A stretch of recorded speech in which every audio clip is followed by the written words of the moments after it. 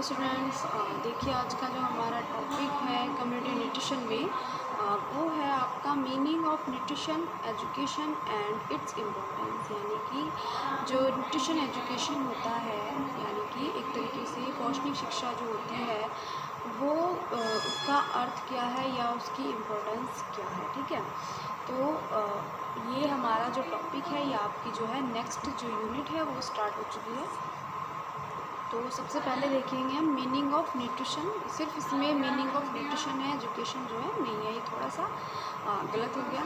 तो पोषण वह है जो हमारे शरीर की वृद्धि विकास विभिन्न बीमारियों से बचाने के लिए सहायक होते हैं। यानी कि जो हम भोज्य पदार्थ ग्रहण करते हैं या जो भी हम भोजन खाते हैं उसमें ऐसे बहुत सारे पौष्टिक तत्व होते हैं जो हमारे शरीर के लिए बहुत ज़्यादा लाभदायक होते हैं, हमारी वृद्धि विकास करते हैं, हमें एनर्जी देते हैं, हमारे इम्यूनिटी सिस्टम को बढ़ाते हैं और हमें बहुत सारी बीमारियों से बचाने के लिए सहायक होते हैं। तो यानी कि एक ऐसा भोजन या एक ऐसा पोषण जो जिसमें सभी प्रकार की न्यूट्रिएंट्स या सभी पौष्टिक तत्व विद्यमान होते हैं। ठीक है, और जो हमारे शरीर के वृद्धि विकास के लिए या हमारे शरीर की बहुत सारी बीमारियों से बचाने के लिए हमें सहायक होते हैं। ठीक है, तो इसे फूड का विज्ञान भी कहा जाता है। तो पोषण के अंतर्गत विभिन्न तत्व होते हैं, यानी कि जो हमारा भोजन होता है उसके अंदर या पोषण के अंतर्गत ऐसे बहुत सारे तत्व होते हैं जो नॉर्मल बेसिक सबको पता है। पहला हमारा होता है फैट, ठीक है, प्रोटीन होता है हमारा, कार्बोहाइड्रेट होता है, मिनरल्स होते हैं, विटामिन्स होते हैं, वाटर्स पाया जाता है। ठीक है, तो ये हमारे क्या है, ये हमारे न्यूट्रिएंट्स हैं।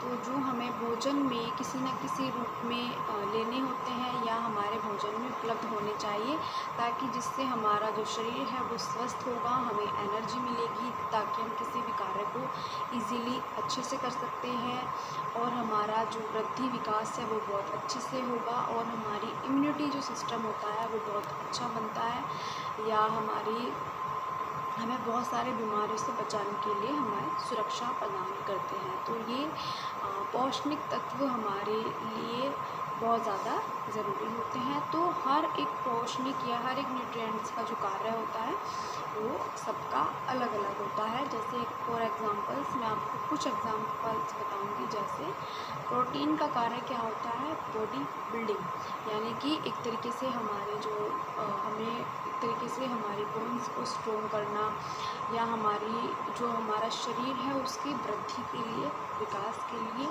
हमारी बोन्स को स्ट्रॉन्ग करने के लिए, हमें एनर्जी देने के लिए बहुत सारे ऐसे कार्य होते हैं जो प्रोटीन करती है। कार्बोहाइड्रेट क्या करता है, हमें एनर्जी प्रदान करता है।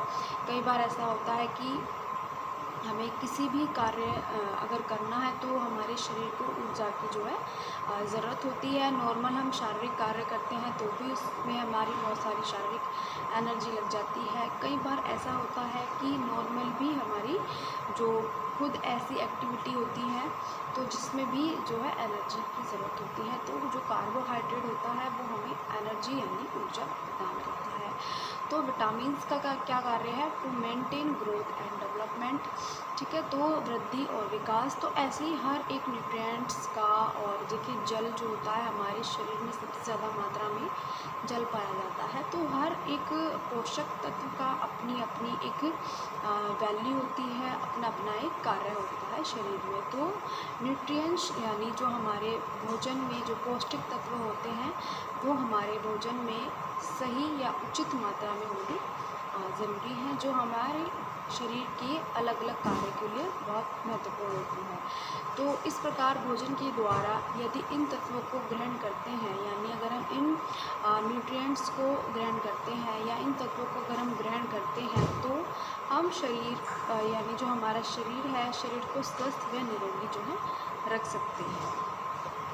जिससे देखिए अगर हम पूरी पोषण तत्व को या पौष्टिक तत्व को अगर ग्रहण करते हैं भोजन में किसी न किसी रूप में या किसी न किसी मात्रा में, तो वो हमारे शरीर के लिए लाभदायक होते हैं। हमारे शरीर के जो इतने सारे कार्य होते हैं उन कार्यों को अच्छे तरीके से कर सकता है हमारा शरीर और हमें निरोगी रख सकता है, जिससे हम स्वस्थ अगर व्यक्ति रहेगा तो वो किसी भी प्रकार का कार्य बहुत इजीली कर सकता है। अगर उसके शरीर में किसी भी कार्य को करने के लिए अगर एनर्जी है या उसका शरीर का सही से वृद्धि विकास हो रहा है तो वो किसी भी कार्य को बहुत अच्छे से इजीली कर सकता है।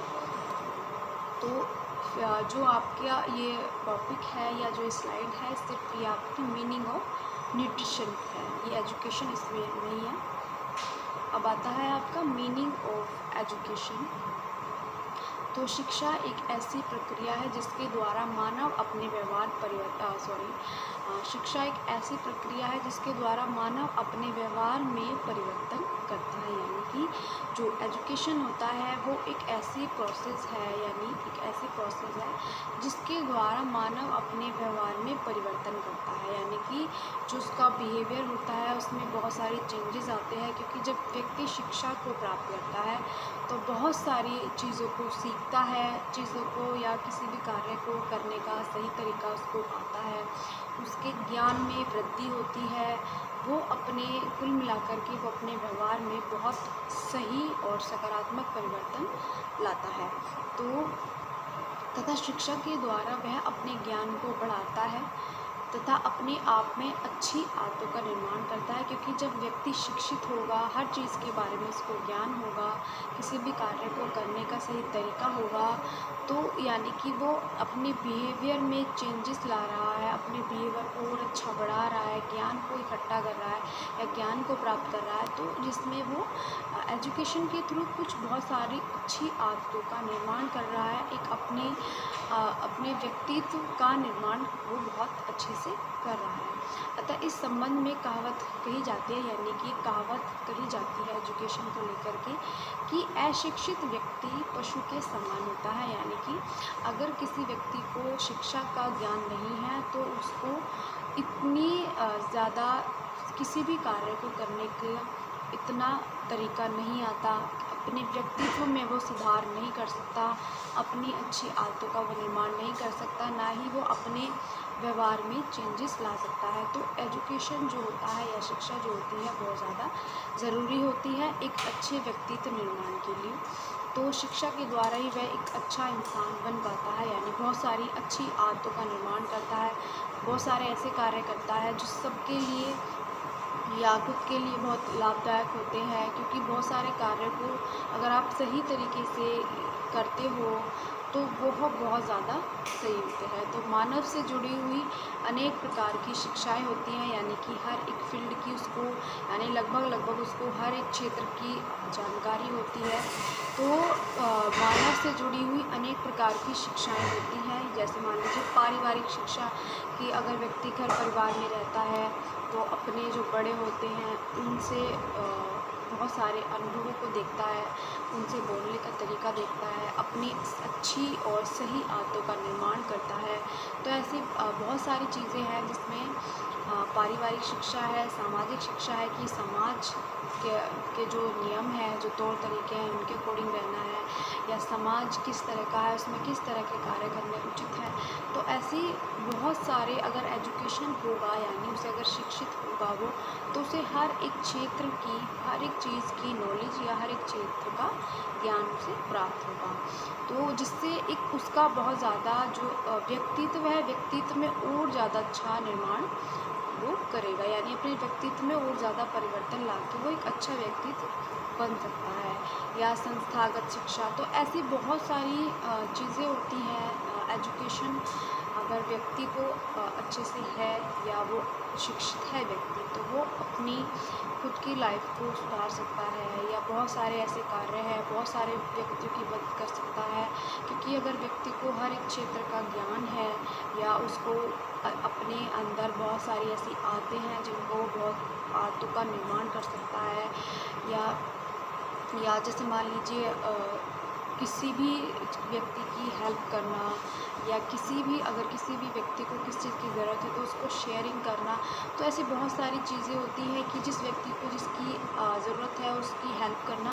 तो ऐसी बहुत सारी अच्छी आदतें होती हैं जिनका निर्माण किया जाता है, या शिक्षा बताता है कि व्यक्ति को अपना बिहेवियर कैसा रखना है, या किस व्यक्ति के आगे किस तरह अपना जो बोलचाल का तरीका है वो करना है। तो एक सही बोलचाल का तरीका जो है शिक्षा सिखाती है। तो स्टूडेंट्स इसके आगे का जो टॉपिक है वो मैं आपको नेक्स्ट वीडियो में बताऊँगी।